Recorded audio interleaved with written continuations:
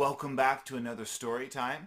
Looking forward to sharing some more stories with you. This week we're going to be diving into a story called Rental, and this is part one of two parts. And this is a fun one because this is where Jerry meets two of his friends, Shari and Gary. So join with me as we dive into this story, and I think I've got a couple of pictures for us along the way. Rental Part 1. Jerry was a squirrel. Jerry was also an inventor. Quite a good one, as a matter of fact. He could design and build just about anything. The problem was, Jerry's inventions rarely worked the way he wanted them to work. Jerry was hungry. He didn't normally feel hungry, but he hadn't been eating much lately. It was getting close to nut harvest time, and he, unfortunately, had not saved up enough nuts to carry him through until the new nuts were ready. This often happened to squirrels, but never before to Jerry.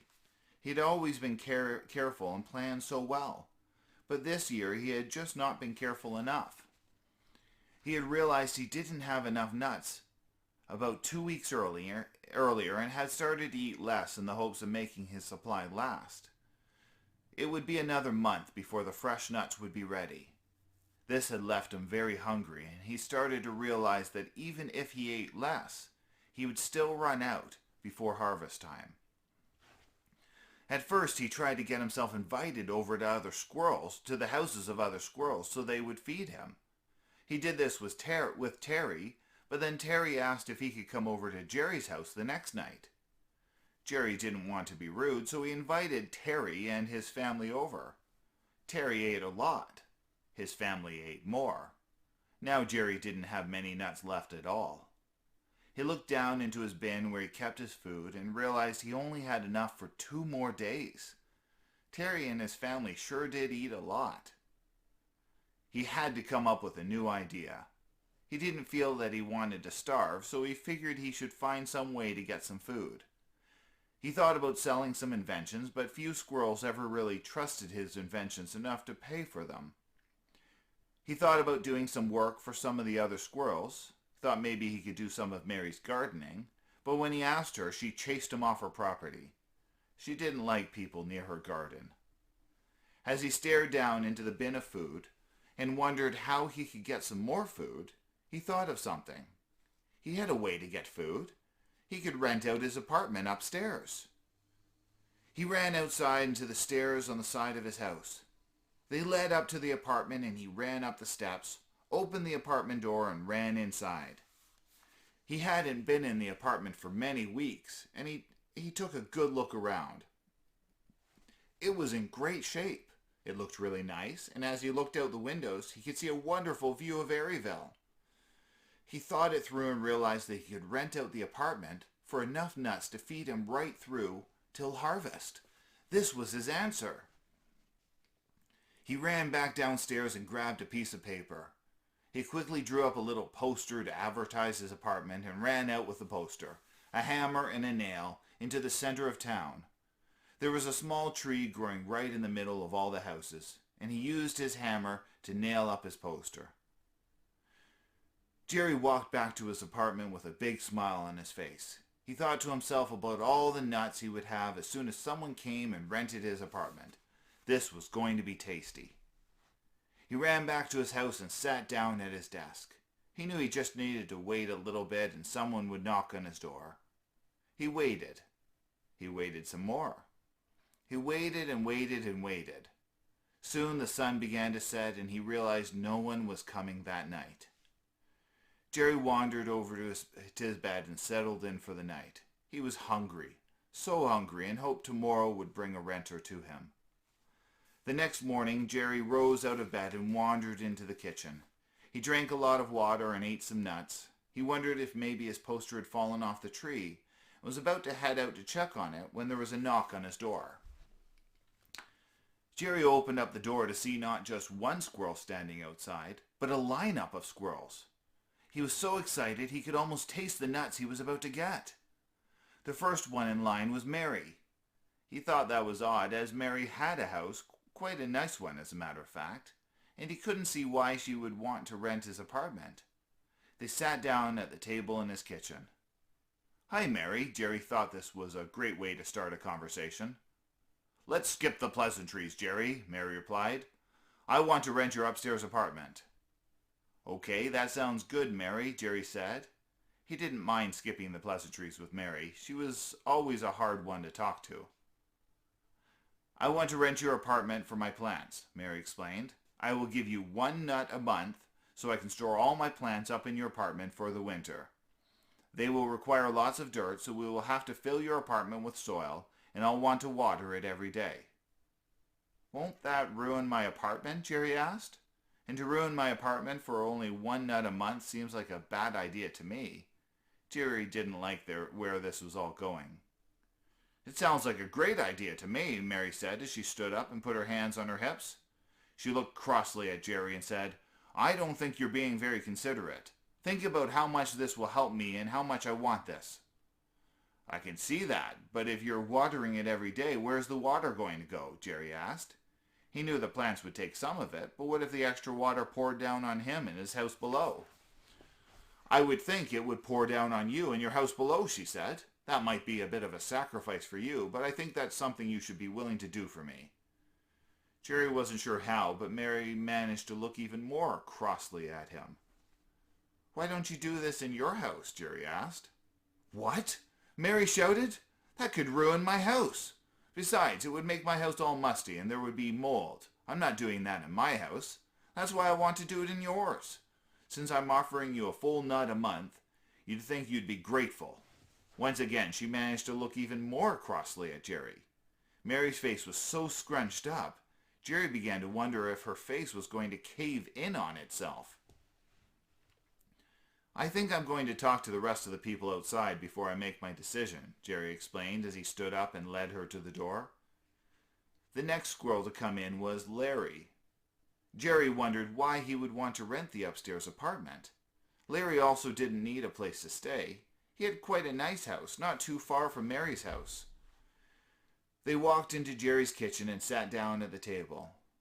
Jerry was just about to say, "Hi, Larry," when Larry cut him off. "Okay, now that the pleasantries are out of the way, here's the deal," Larry began. He looked really excited. "I'm offering you the opportunity of a lifetime. I will give you as many nuts as you want a month if I can rent your apartment upstairs for me and my friends." Jerry wasn't sure what Larry was talking about. "What do you mean? Who are your friends? What are you thinking of using the apartment for?" "Jerry," Larry began, "this is really exciting. You can't wait to hear what I have to tell you. Are you sitting down?" "Yes, I would think that you could see that. I'm sitting right in front of you," Jerry replied. "Never mind that. This is important. You may not know this about me, but I'm the president of the local Civil War Reenactment Guild." Larry had a big smile on his face.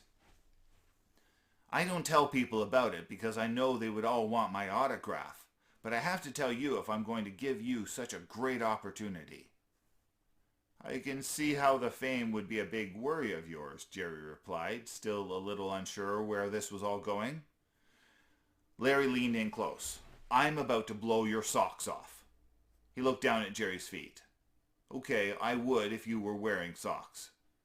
Here's what I want to do for you.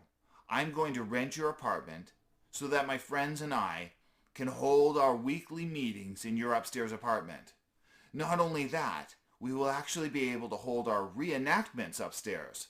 This means you will be hosting reenactments of the Civil War every single week in your upstairs apartment. How awesome is that?"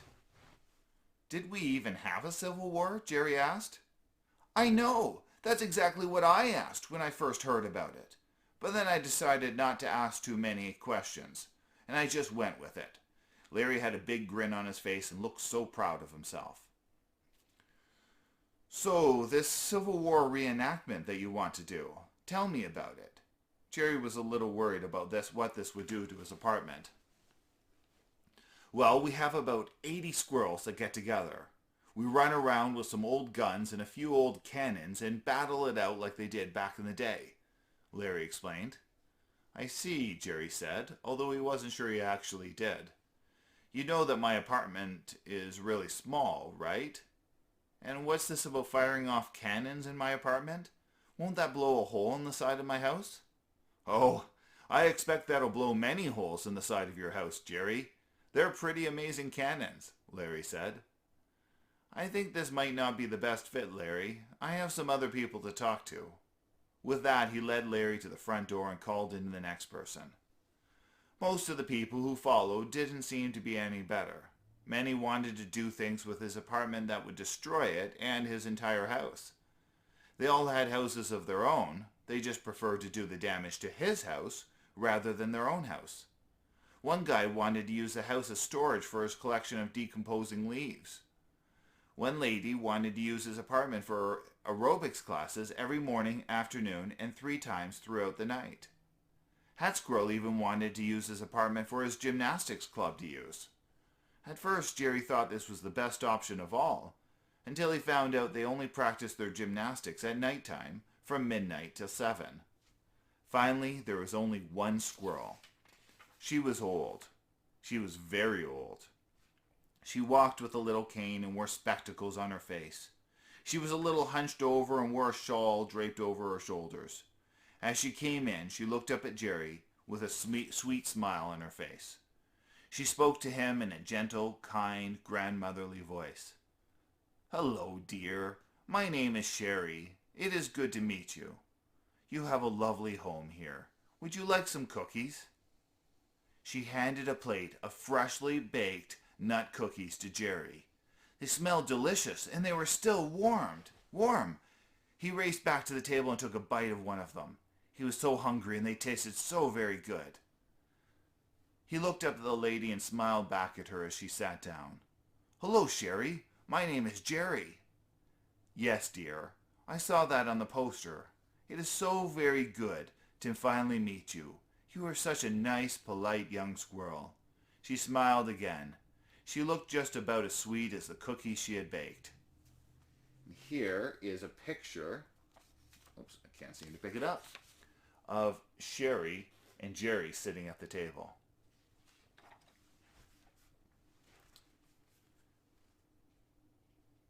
Jerry looked down at the empty plate.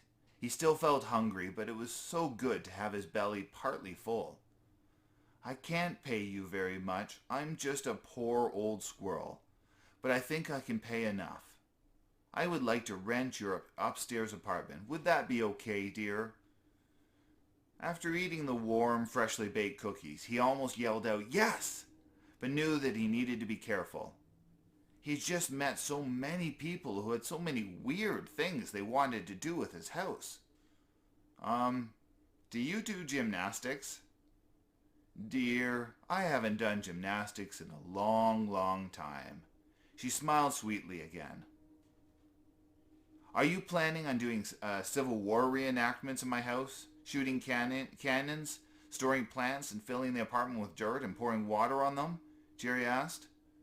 "No, dear. I think maybe you hit your head or something, dear," she said sweetly. "Are you listening to yourself? Did we even have a Civil War?" She smiled again. "I just want to rent the apartment to live there." Jerry chuckled. "I guess those must seem like odd questions. Yes, you can rent the apartment." The woman smiled again and took his hand. "You seem stressed, dear. Can I sing you a lullaby?" Sure," Jerry said. He had had a rough day, and this lady was the sweetest squirrel he had ever met. She pulled out some knitting needles and began to knit while she sang. He felt himself relax. Every muscle in his body seemed to turn to jelly. He felt so happy and at such peace. When she finished, he looked at her and handed her a piece of paper. It was the rental agreement to say she could rent it for a year. He was so happy to have found someone as sweet as Shari. Once they had signed the agreement, the old lady stood up to leave. She smiled again at him and said she would be back the next day. Jerry walked her to the door, and as she was leaving, he thanked her again for the cookies. "They were very good," he said. A thought struck him. "Hey, if you were waiting out here all day to see me, how did you bring me freshly baked cookies?" "Oh dear, "Oh dear, I just bought them down at the corner store and brought them up to you. They weren't freshly baked," she said. "But they were still warm." "How are they still warm?" Jerry asked, feeling quite confused. "Oh, I was sitting on them, dear," she said as she turned and made her way down the path. Jerry thought that was odd, but hoped that was the oddest thing he had to face with her. He hoped she would still bring him cookies, although he found it gross that she was sitting on them. He thought maybe he could ask her not to do that. The next day she arrived with a small bag. Jerry took her upstairs and gave her a key to the apartment. She climbed the stairs slowly, using her cane for support. She didn't have much with her, but told him the rest of her things would arrive soon. After she had settled in, Jerry walked out the door, down the stairs, and slammed into a wall of fur. Jerry fell backward onto the ground and looked up at the creature before him. It was a mountain of a squirrel. The squirrel standing before him was huge. He looked mean and cruel, like he could pick up Jerry's entire house with one hand. He also smelled. Not just a little bit, but like he had never had a single bath in his entire life. Ever. Jerry wasn't sure he had ever smelled anything quite like it in his life. The mountain of a squirrel leaned down until his face was only a short distance from Jerry's face. He opened his mouth and said in a deep, powerful, and airy voice, "Hi, I'm Gary." Jerry now realized that Gary's breath was far worse than the rest of his smell. He started to see spots and was afraid he would pass out, but managed to scoot back a little bit on his butt and get some fresh air. "Hi, Gary, I'm Jerry," he said through coughs and gags. "Is there anything I can help you with?" "Hi, Jerry. I don't think you can help me with anything. I live here," Gary said, smiling a huge smile. No, I don't think you do. I live here. This is my house," Jerry said. "No, Jerry. I mean I live with my mom. Her name is Shari. She lives upstairs." With that, he stepped around Jerry and started up the stairs. Jerry looked around at the stairs in fear. He listened to them creak and moan under the weight of the giant squirrel and wondered if the stairs could hold him. Jerry got to his feet and began to worry. He didn't know that Shari had a son and that he would be living with her. Gary was huge. Jerry thought he would be able to hear every step that squirrel took above his head. He ran into his house to listen. He was right. He could hear every step. He could also hear Shari's cane every time she used it on the floor. It was like a hammer hitting the floor each time. After about 15 minutes of hearing every step from Gary sounding like the beat of a drum and the sound of a cane beating on the floor as Shari walked, he heard Shari holler out loudly, "Gary, when I was talking with Jerry yesterday, he gave me an idea.